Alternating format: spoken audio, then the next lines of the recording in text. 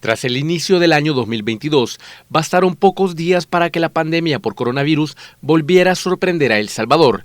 Y es que después de pasar de un promedio de hasta 97 casos diarios, entre el 1 y el 7 de enero, las cifras de infectados por COVID-19 comenzaron al alza, llegando hasta los 997 casos.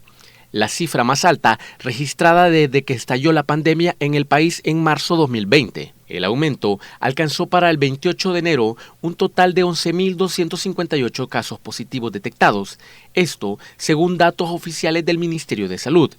Aunque no fue declarada oficialmente una cuarta ola, especialistas en virología e infectología dijeron que podría catalogarse como tal. El aumento de casos coincidió con la llegada al país de la cepa denominada fluorona, que según detalló el ministro de Salud, Francisco Alaví, fue detectada en un menor de edad y que tenía la característica de ser la mutación de la mezcla entre COVID-19 y el virus de la influenza. Lo cual pues hace necesario el observar, porque evidentemente está desarrollando dos enfermedades, el paciente está totalmente bien de salud y se está cumpliendo todo el tratamiento que, como todos sabemos, es su aislamiento y las medidas de soporte. El día de ayer se detectó a través del Laboratorio Nacional, pues eso no quiere decir que no pudiese existir antes o que no tuviéramos o en este momento más casos. Las autoridades de salud y Ministerio de Educación detallaron que tras el alza de contagios era necesaria la suspensión de actividades educativas para evitar un aumento de casos ante la nueva cepa detectada en un niño de 5 años. El inicio de clases, que estuvo programado para el 31 de enero de manera presencial, fue entonces suspendido, tanto para el sector público como para el privado, que ya había iniciado. Si el padre de familia no quiere enviar al niño, que no lo envíe, pero si decide enviarlo, le decimos que en la escuela estamos preparados para eso. Hemos diseñado junto con el Ministerio de Salud un protocolo que lo conocen muy bien y lo aplican los directores y los docentes. Recordemos que es en su casa, con los padres, que detectan cualquier síntoma en los chicos también. El segundo filtro es el transporte escolar. El tercer filtro es la entrada a la escuela y el cuarto filtro es dentro de la escuela también. Todos estos filtros también nos ayudan a garantizar y a buscar realmente que tengan las condiciones necesarias para disminuir cualquier tipo de contagio a nivel escolar.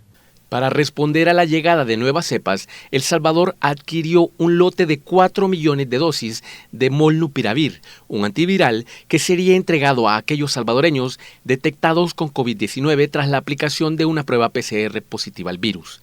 Adicionalmente, se anunció que existirían 2 kits de medicamentos, uno azul que contaría con medicamentos para aquellos en sospecha de portar el virus y uno color celeste para los casos confirmados.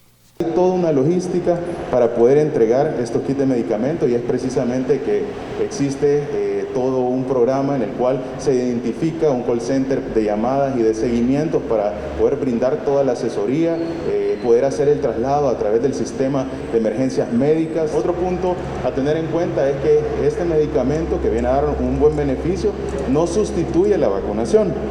Otra de las acciones para combatir el COVID-19 tras la cuarta ola, que alcanzó más de 900 casos diarios, fue el anuncio el 17 de marzo por parte del presidente de la República de la posibilidad de una aplicación de una cuarta dosis para prevenir los efectos adversos del coronavirus, orientada principalmente a aquellos salvadoreños diagnosticados con condiciones de salud crónica y un sistema de defensas inmunodeprimido. El refuerzo pudo ser aplicado en aquellos salvadoreños mayores de 12 años que hubiesen cumplido 90 días de haberse aplicado la tercera dosis del fármaco contra COVID-19. Se ha habilitado la cuarta dosis para toda la población salvadoreña. La población definitivamente que cumpla los parámetros de tener más de 90 días de la tercera dosis puede llegar a cualquiera de los puntos de vacunación que están habilitados a lo largo del territorio y va a poder recibir su vacuna de manera gratuita con todo el protocolo que ya está establecido en todos los pasos que han sido formulados en la estrategia de vacunación desde el inicio y con lo cual de esta manera van a seguir estando protegidos ante el COVID. Una relativa calma despidió el final del primer trimestre con una tendencia a la baja y sostenida en casos detectados por COVID-19, en donde semanas después, el 21 de abril, el ministro de Salud, Francisco Alaví, informó que la mascarilla dejaría de ser obligatoria en espacios públicos y en donde explicó que la decisión habría sido tomada con base a los parámetros del Centro para el Control y Prevención de Enfermedades, que indicaba un bajo riesgo de contraer la enfermedad en suelo salvadoreño. A la decisión de suspender el uso de mascarilla en espacios públicos el 21 de abril se sumó la no obligatoriedad en instituciones educativas del Sistema Nacional, en donde, sin importar si eran públicas o privadas, no se podría exigir el tapabocas para poder estudiar.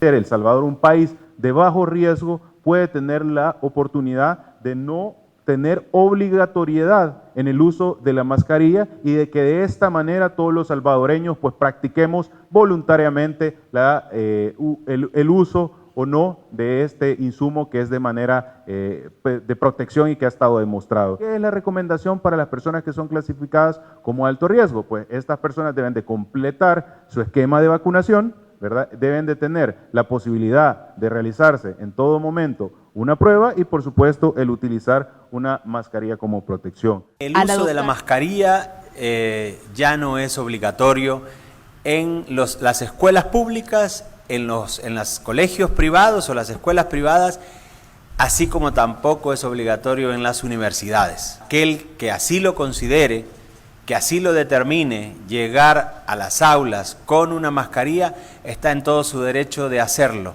Pero nadie le puede exigir a partir de ahora que al aula se presente con una mascarilla.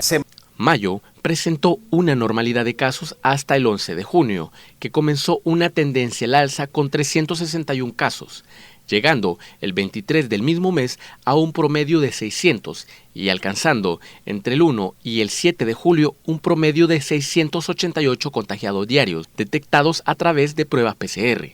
La situación hizo que virólogos e infectólogos catalogaran la nueva alza una quinta ola en la pandemia por COVID-19 en El Salvador, la cual hizo que se alcanzaran los 10.912 casos activos para mediados del mes de julio.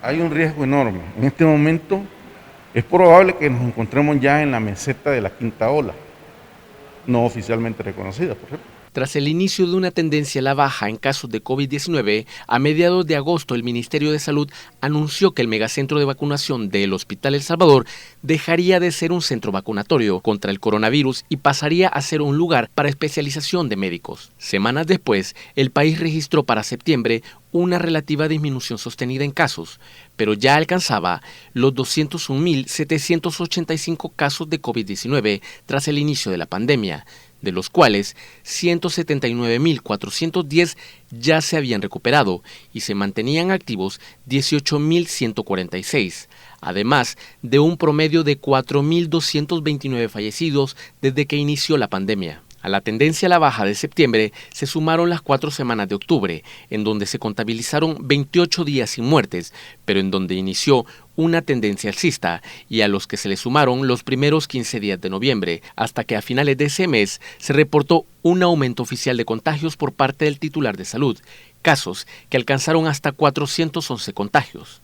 Pasamos de tener días de 20, 30 casos positivos, ahora estar con días que superan los 150 casos. Estamos entre 150, 250 casos, que es lo confirmado por día en base a las pruebas de tamizaje que se realizan, evidente. El funcionario también detalló que nuevas variantes de coronavirus, como BQ1 y BQ1.1, podrían ser las razones de los casos que iban en aumento, mientras que el número de fallecidos entre noviembre y el 2 de diciembre superaron los 36. Hasta la fecha, especialistas calculan que según modelos matemáticos, la Navidad sería el punto crítico de lo que consideran la sexta ola por COVID-19 en El Salvador, información que no ha confirmado el Ministerio de Salud. Es por esta razón que recomiendan mantener las medidas de bioseguridad en todo momento, evitar en lo posible aglomeraciones y cuidar principalmente a aquellos con enfermedades crónicas o que se encuentran en una condición de adulto mayor.